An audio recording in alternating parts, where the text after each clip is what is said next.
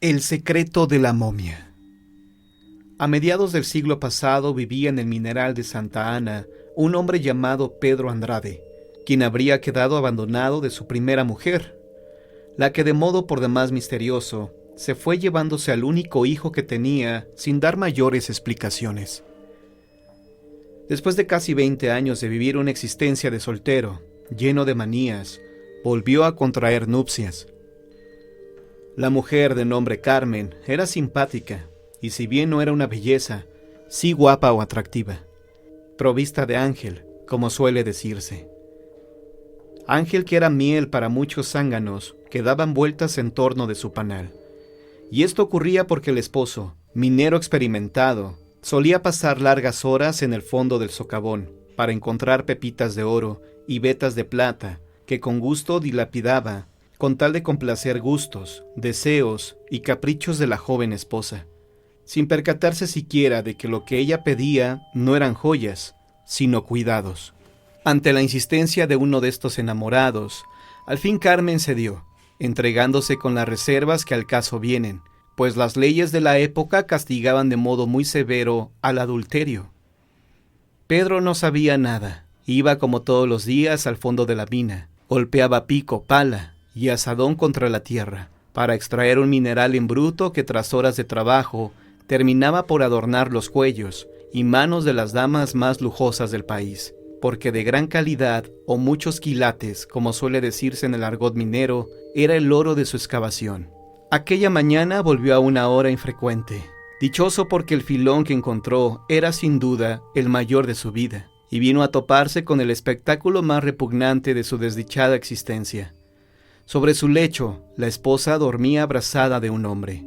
De primera intención quiso quitarle la vida a los dos, mas entre el impulso y el acto, me dio un pensamiento, mucho más tortuoso y laberíntico que la simple venganza. Se arrepintió de lo que quería hacer, pero quiso darle una lección inolvidable a su mujer, a la que amaba con todo su corazón, y se sentía incapaz de afrontar una segunda huida. Fue hasta la cama y despertó a los amantes. Carmen, muy asustada, cayó de rodillas e imploró el perdón, mientras que el intruso quedó como petrificado de espanto, y no supo ni siquiera qué decir. Pedro agarró un puñal, y con la empuñadura del arma desmayó de un único golpe a aquel que la había mancillado, quien cayó de bruces chorreando sangre. Pedro amarró de pies y manos al sujeto, y le pidió a Carmen que lo ayudara, si es que quería conservar la vida. Tomaron la vereda que va cuesta arriba del cerro. Nadie que los hubiese cruzado habría podido señalar que existió extrañeza en su andar, pues iban tomados de los hombros como viejos amigos, quizá con algunas copas de más. Y fue así que llevaron al hombre inconsciente hasta la boca de una mina abandonada que daba paso a una fosa de gran profundidad. En ese momento, el herido recobró el conocimiento y comenzó a suplicar por su vida. «Por favor, le juro que me largo. Perdóneme la ofensa. Me iré lejos y no me volverá a ver». «Ahora mismo te marcharás muy lejos, más de lo que tú piensas, y te aseguro que no lo volverás a hacer». Y sin mediar más palabras, lo arrojó dentro de aquella oquedad. Al sentir el vacío, el joven lanzó un alarido de horror que se apagó en cuanto el cuerpo chocó contra las piedras al fondo de la mina. Carmen permaneció lívida y temblorosa contemplando la tragedia y presintiendo que su fin estaba cerca, pero Pedro la llevó de vuelta a casa. «Mi cariño te ha salvado, eres testigo, pero tendrás que guardar el secreto, porque en caso contrario, te acusaré de ser tú la autora del crimen. Prométeme que no volverás a engañarme». Aquella mujer juró cuanto le fue pedido. No estaba en condiciones de negociar, ni siquiera de pensar en lo que había pasado. Prometió en su momento ser honrada y buena con Pedro. Se tenía la sospecha de que algún marido celoso había victimado al muchacho, conocido en la ciudad de Guanajuato por ser calavera y mujeriego, aunque luego se corrió la bola de que se escapó con una quinceañera para más no volver. Así, cuando las autoridades se cansaron de buscar infructuosamente al desaparecido, Carmen y Pedro se mudaron al barrio de San Roque, para habitar una casa colonial muy amplia que la nueva riqueza del minero había podido costear. El hombre pensó que con estos lujos mantendría los deseos de su mujer a raya. No se dio cuenta siquiera de que se estaba poniendo viejo, en tanto que Carmen seguía hermosa y juvenil. Su ángel no la abandonaba.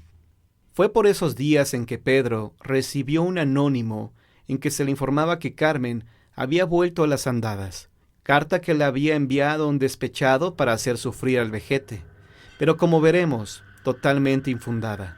Sea por madurez o por pánico, de lo que no puede caber la menor duda, es que la dama guardaba el recato y la compostura debida.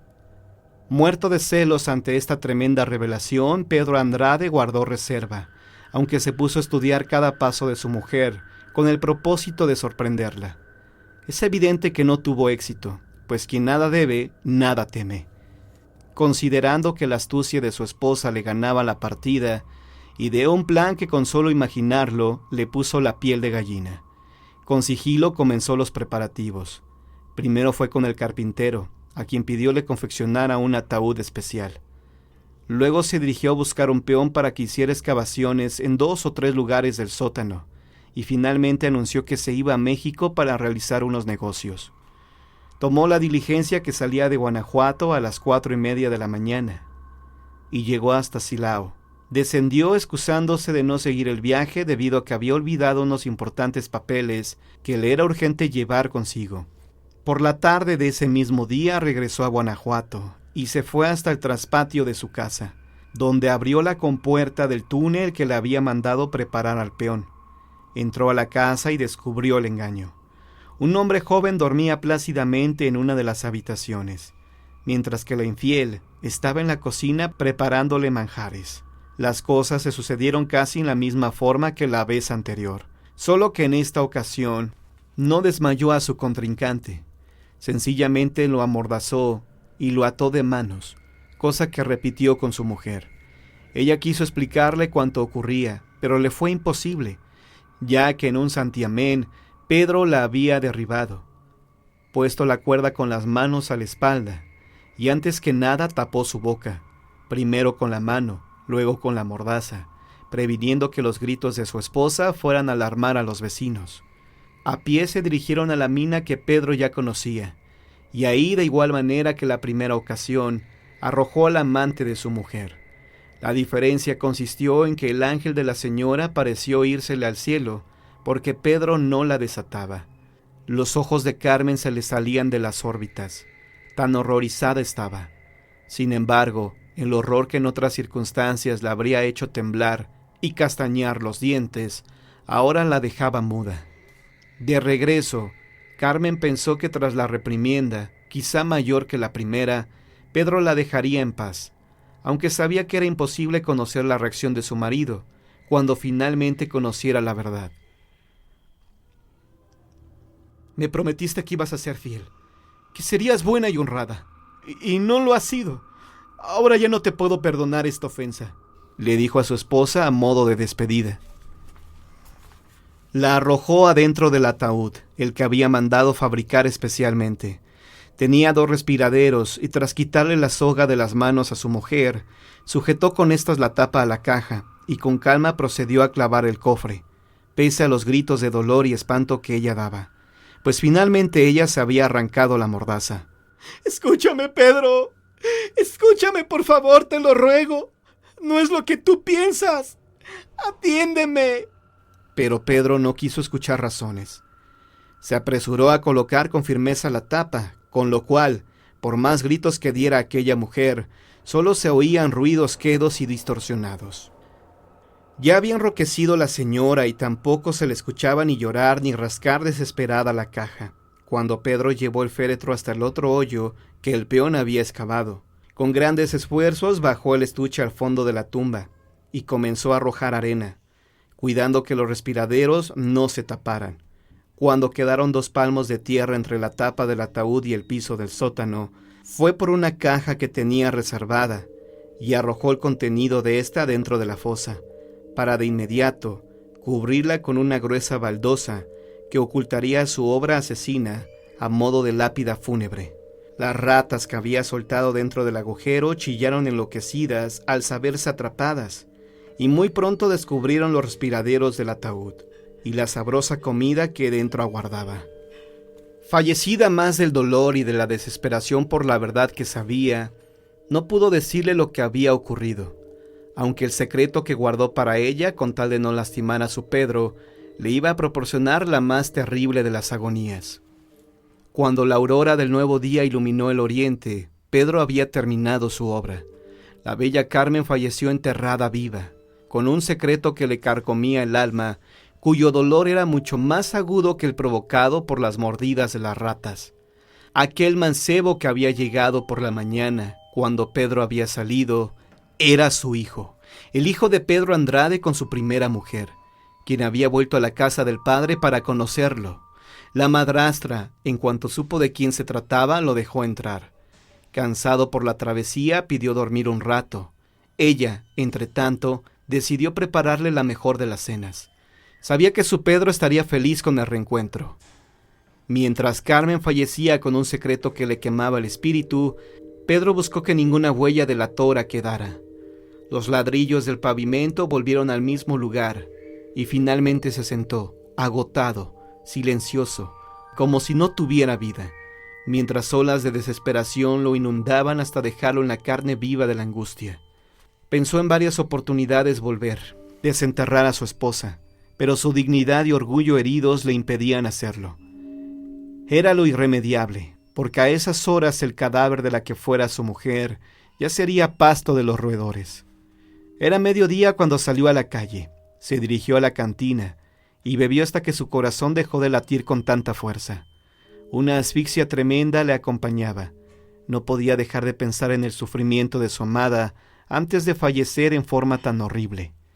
Fue a la parroquia y le dio un arcón lleno de oro al cura para que hiciera algunas misas en memoria de su difunta esposa, que acababa de fallecer muy lejos, según le dijo. Luego se dirigió a la casa de un único pariente, a quien pensaba heredar la mina y cuanto tenía. Se sorprendió aquel pariente cuando vio llegar a Pedro con una expresión desencajada, pues para esas horas él lo suponía en México, o en caso de haber regresado, estaría feliz por la noticia de retorno de su único hijo, a quien él en persona le había proporcionado la nueva dirección del padre. Jamás se volvió a saber nada de Pedro Andrade. Tal vez se arrojó de cabeza en la misma mina donde antes cometería los dos crímenes. Quizá enloqueció al comprender la verdad. Lo único que nos queda es que allá por el año de 1903, dos mujeres solas, solteronas, que vivían de lavar y planchar ajeno, pidieron permiso a las autoridades para habitar la parte que se salvaba del viejo caserón, ya en ruinas, pues nadie lo había habitado durante décadas. La casona tenía un aspecto sombrío.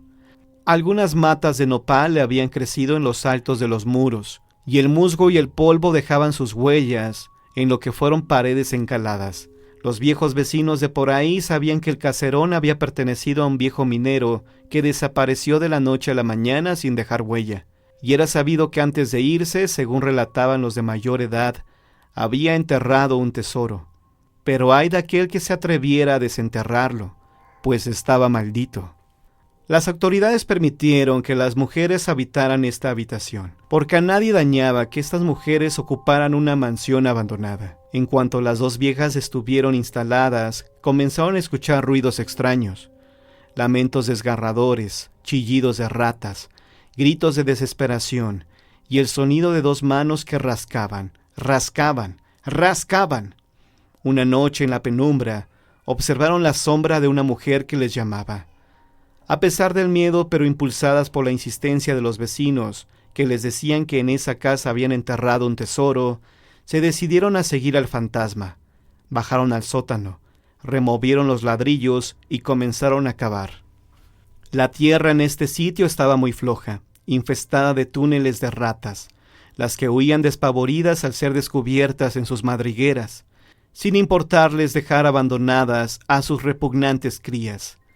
A 1,5 metros bajo tierra dieron con la tapa de madera, y al destaparla, lejos de encontrar oro, vieron aquel cuadro conmovedor y horrendo.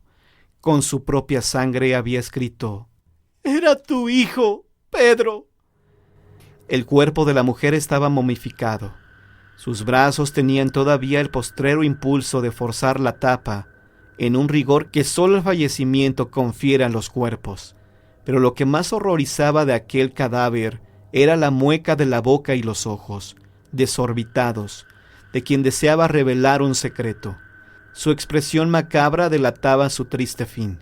Cuando el sepulturero acabó de relatarme la historia, ya era de noche. Y el viento soplaba. Escuché un murmullo. Parecía una plegaria que cruzaba por sobre aquellas tumbas, un infinito ruego de paz que se alejaba hacia la eternidad.